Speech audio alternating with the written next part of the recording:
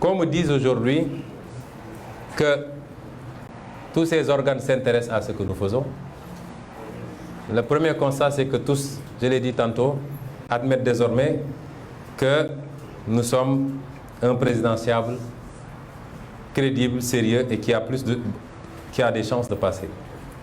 Mais la deuxième chose qui est tout aussi importante, et je l'ai dit et redit, la dernière fois j'avais dit à la France de lever son coude de notre cou. Ça a trop duré. Des siècles d'esclavage, des décennies de colonisation et des décennies de néocolonisation. Vous ne voyez ça qu'en Afrique dite francophone. Les pays qui ont été colonisés par les anglophones ne vivent pas ce problème-là. Il est temps que cela cesse. La France doit avoir la dignité de l'Allemagne, qui ne repose sur aucune colonie et qui est la première puissance économique de l'Europe. Elle doit avoir la dignité de la Norvège, du Danemark, de toutes les autres puissances pays européens. Elle doit avoir la dignité de voler de ses propres ailes enfin et de continuer de sucer le sang de ses ex-colonies. Si c'est ça, ne pas aimer la France, je ne l'aime pas. Et ce discours n'est pas dirigé contre le peuple français. Il est entendu, écouté, mais il est dit surtout par beaucoup d'acteurs politiques, d'intellectuels, d'universitaires en France. Il est dit par une bonne partie du peuple français. Ce n'est pas un antagonisme entre nous et le peuple français, il faut qu'on se comprenne bien. Nous avons initié des contacts très poussés avec une partie de la classe politique française. Nous discutons.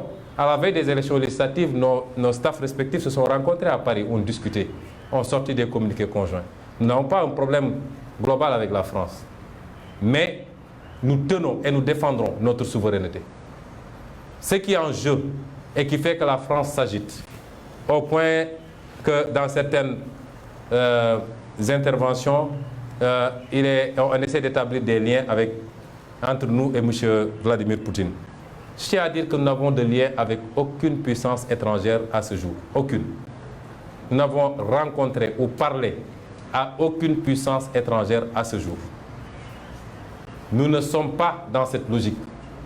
Dans notre entendement, il n'est pas question de casser une domination pour tomber sur une autre domination. Aujourd'hui, il y a des puissances montantes qui interviennent ici au Sénégal et qui ont des pratiques beaucoup plus nocives que les pratiques françaises, qui viennent nous imposer leurs entreprises, jusqu'à la sous-traitance, qui refusent même que des entreprises sénégalaises sous-traitent, qui ne consomment même pas ce qu'on produit au Sénégal. Tout est importé de chez eux.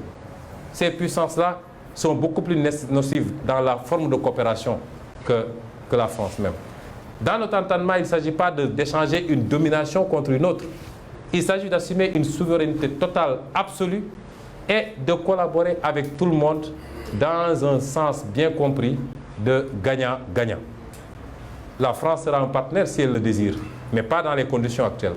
La Chine, les États-Unis, tout le monde. Je serais heureux de rencontrer M. Vladimir Poutine, parce que je suis un homme libre dans un pays libre. J'irai rencontrer M. Poutine si ça devenait possible. Comme je serais heureux de rencontrer M. Biden, de rencontrer le président Buhari, de rencontrer Ramaphosa et tout autre président de la République. Nous n'avons pas de complexe par rapport à ça. Mais c'est dire simplement que ce système, beaucoup de gens ont beaucoup parlé de la notion de système. On ne l'abandonnera jamais.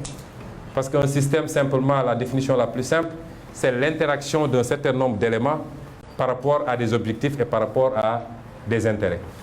Et le système dont je parle ne s'est jamais senti autant menacé, n'a jamais senti la rupture aussi proche. Et parce que ailleurs en Afrique francophone, et je me permets de féliciter nos frères maliens, de leur dire qu'ils font notre fierté, de les encourager à rester dans ce siège, d'encourager le président Assimi Goïta, parce qu'il n'a pas perdu la face. C'est ceux qui voulaient l'humilier qui aujourd'hui sont obligés d'aller à Bamako manger du fognon. Donc il n'a pas à rougir. Et nous lui disons que nous l'encourageons et qu'il doit continuer à rester très proche de son peuple. Parce qu'en politique, il n'y a que cette réalité. Il faut faire de la politique pour son peuple. Qu'il ne se détourne jamais de cet objectif. Qu'il ne se laisse jamais embrigader dans des discours politiciens où on va lui dire que c'est toi qui es là, tu es le tout-puissant, qu'il reste collé aux intérêts de son peuple. Ils gagneront cette guerre contre la gangrène djihadiste par la grâce de Dieu et par les efforts des Maliens et par les efforts de tous les Africains.